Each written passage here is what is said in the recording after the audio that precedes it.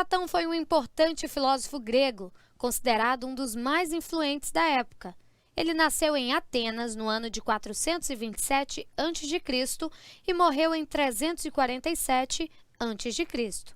Integrante de uma família rica de aristocratas, Platão deu início aos seus trabalhos filosóficos logo depois de conhecer e se tornar seguidor de Sócrates, outro importante filósofo. Ele fundou da Academia uma escola de filosofia que tinha o objetivo de desenvolver as ideias e pensamentos socráticos. Platão valorizava os métodos de debate e conversação como formas de alcançar o conhecimento. Segundo o filósofo, o homem vivencia duas espécies de realidade: a inteligível, que se refere à vida concreta, e a sensível, que está ligada ao universo das percepções.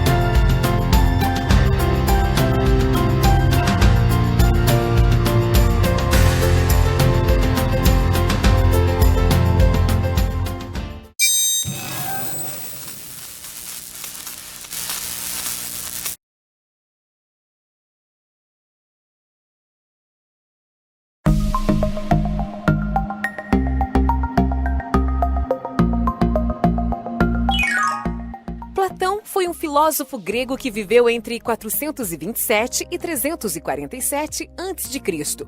Seus escritos podem ser divididos em duas partes ou períodos. No primeiro período, Platão basicamente relata os ensinamentos de Sócrates, seu professor. Após a morte de Sócrates, Platão decide se exilar no sul da Itália, recebendo lá a influência dos pitagóricos, ou seja, dos pensadores que seguiam as ideias de Pitágoras. Mais tarde, ao retornar para Atenas, Platão funda sua própria escola, a Academia. E seus escritos, agora no segundo período, passam a combinar o método socrático com a filosofia de Pitágoras.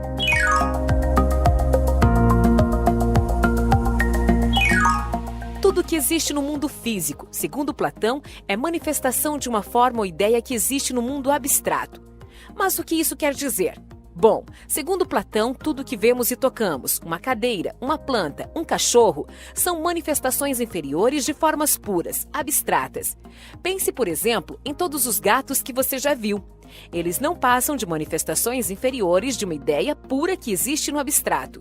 Essa forma pura é imaterial e por isso eterna e perfeita. Tudo o que experimentamos pelos sentidos, tudo o que vemos, ouvimos, tocamos, todas as coisas materiais são resultado da interação entre as formas puras com a matéria. E como a matéria está em constante transformação e pode ser experimentada pelos sentidos. As coisas materiais são imperfeitas, ao contrário das formas puras dessas coisas, antes de interagirem com a matéria. Note que Platão acredita que todas as coisas têm uma essência. Essa essência é uma forma pura, separada da manifestação material.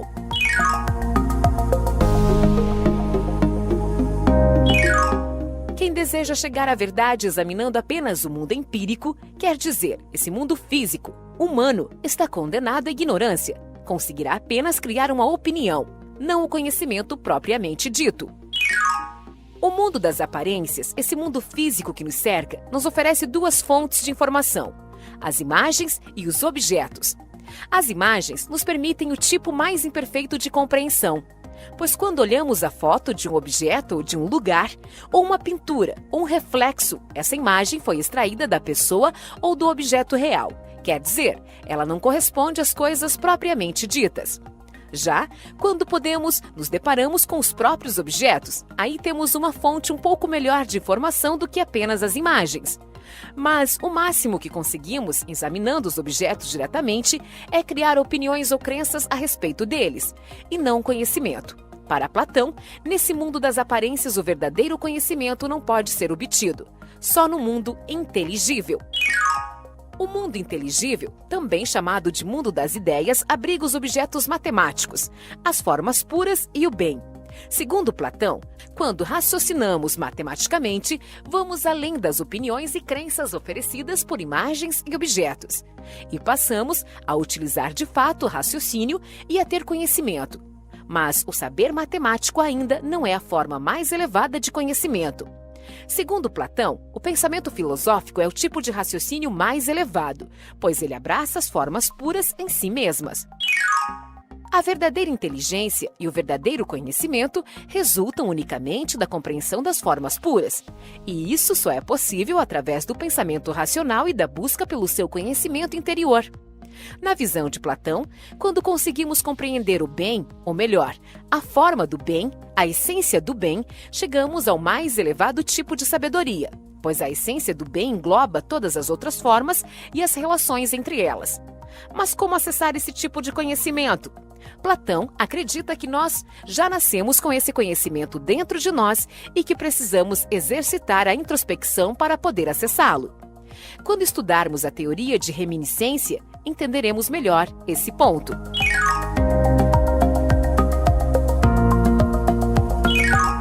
Na conhecida alegoria da caverna, Platão descreve alguns prisioneiros fictícios vivendo dentro de uma caverna. Eles estão acorrentados e por isso só conseguem olhar para o fundo da caverna. Por trás deles há um caminho pelo qual algumas pessoas passam carregando coisas. Atrás do caminho há um fogo aceso, e esse fogo gera sombras no fundo da caverna, para onde os prisioneiros estão olhando. Da perspectiva dos prisioneiros, essas sombras são a realidade. O tipo de compreensão oferecido pelas sombras é justamente o mais superficial. Acontece que um dia, um dos prisioneiros consegue escapar das correntes e sair da caverna. Enquanto sai da caverna, o fugitivo vê a fogueira, as pessoas e os objetos que antes só conseguia perceber através das sombras. Então o homem prossegue e sai completamente da caverna. É aí que ele deixa o mundo das aparências e entra no mundo inteligível. Ele vê a verdadeira realidade, aquela que está além das aparências, e precisa de algum tempo para ajustar-se e perceber que aquilo que ele vê agora é mais real do que aquilo que ele via na caverna. Os prisioneiros representam as pessoas que se deixam levar pela experiência sensorial, por suas percepções e as confundem com a realidade. O homem que escapa da caverna representa aquele que vai além das impressões e sensações e tem seu comportamento orientado pela razão. Segundo Platão, os matemáticos e filósofos seriam os homens mais aptos a deixar a caverna.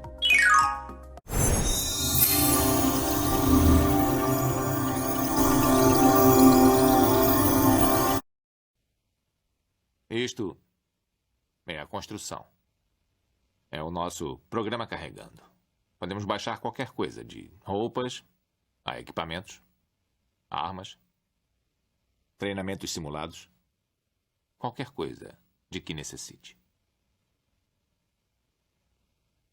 Estamos dentro de um programa de computador? É tão difícil de acreditar? As roupas diferentes, os plugs nos braços e na cabeça sumiram. Seu cabelo mudou. Sua aparência agora é o que chamamos de autoimagem residual. É a projeção mental do seu eu digital. Isto não é real? O que é real? Como se define real? Se você se refere ao que pode sentir, cheirar, provar e ver, então real são apenas sinais elétricos interpretados pelo seu cérebro. Este é o mundo que você conhece. O mundo como ele era no final do século XX. Ele existe hoje apenas como parte de uma simulação neurointerativa, que chamamos de Matrix. Você tem vivido em um mundo de sonho. Este é o mundo como existe hoje.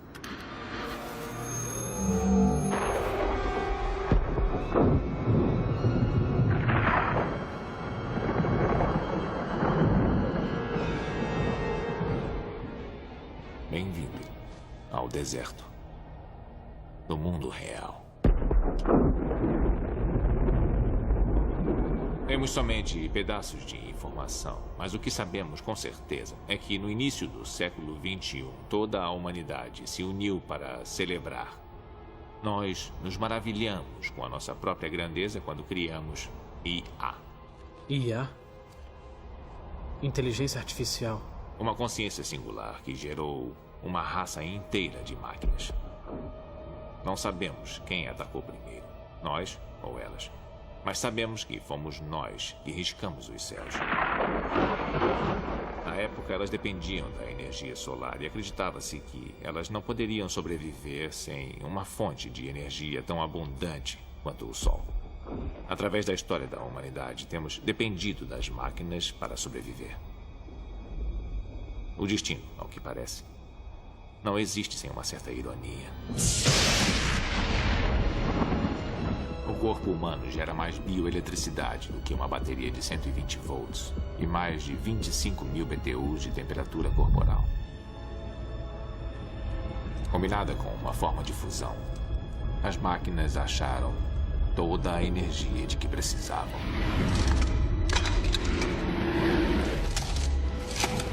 Há campos, Neo. Campos sem fim. Onde nós, seres humanos, não nascemos mais. Somos cultivados.